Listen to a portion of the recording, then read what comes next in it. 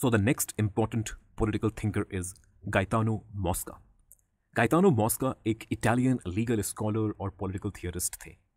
मॉस्का को जाना जाता है उनके पॉलिटिकल एलिटिज्म और पॉलिटिकल क्लास के थियरी के लिए, जिन थियरीज को, जिन आइडियाज़ को उन्होंने अपनी बुक द रूलिंग क्लास में डेवलप किया।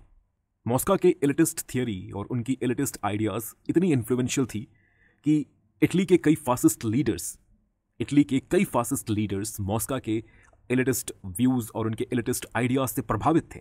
इनफैक्ट इन फासिस्ट लीडर्स के द्वारा मॉस्का के इन एलिटिस्ट थियरीज और इन एलिटिस्ट आइडियाज़ को इटली में चल रहे फासिस्ट मूवमेंट के थियोरेटिकल बेस, इंटेलेक्चुअल फाउंडेशन के रूप में यूज़ किया गया।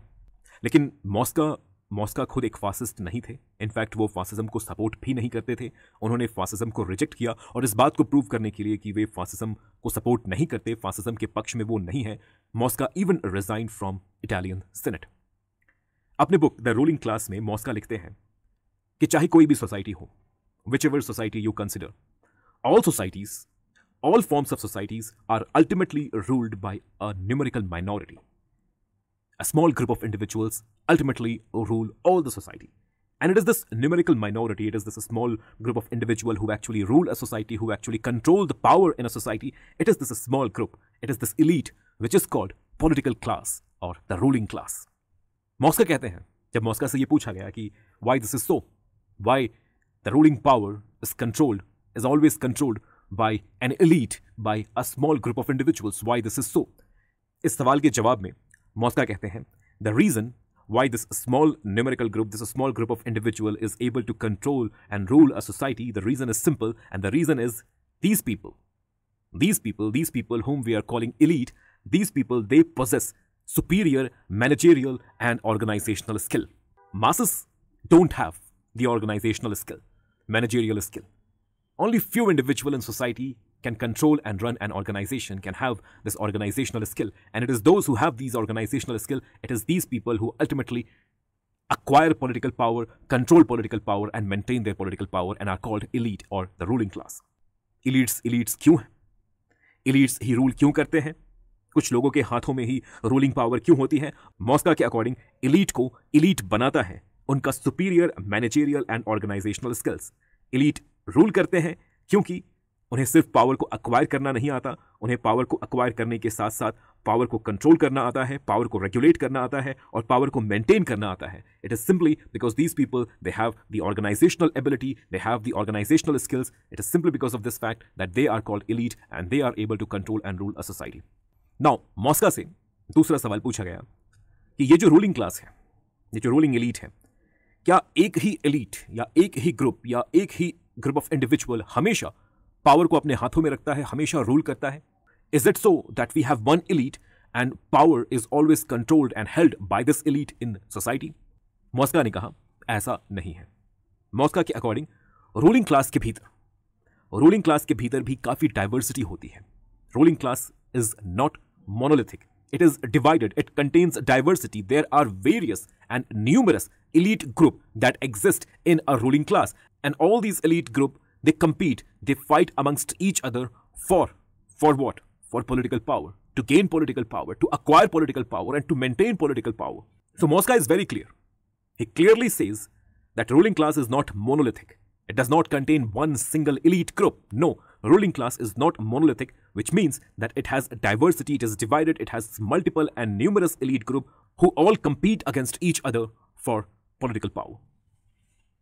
In this competition, ये जो competition होगा अलग अलग elite group के बीच, ये जो competition होगा, ये सभी elite group ruling class के member होंगे। ये सभी elite group, they will come under the ruling class. They will be a part of ruling class. But power will not be held by each one of them.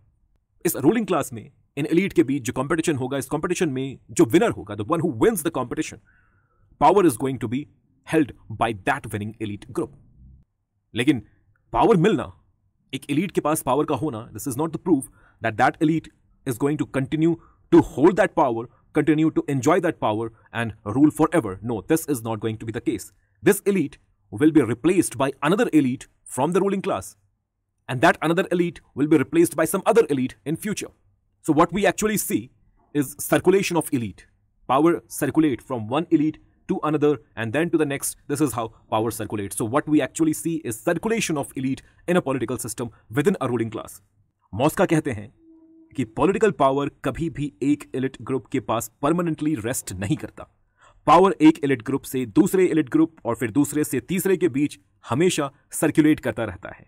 लेकिन यहां पर गौर करने वाली बात यह है कि पावर भले ही डिफरेंट एलिट ग्रुप के बीच सर्कुलेट करता रहे, लेकिन पॉलिटिकल पावर हमेशा किसी ना किसी एलिट के पास ही होगा।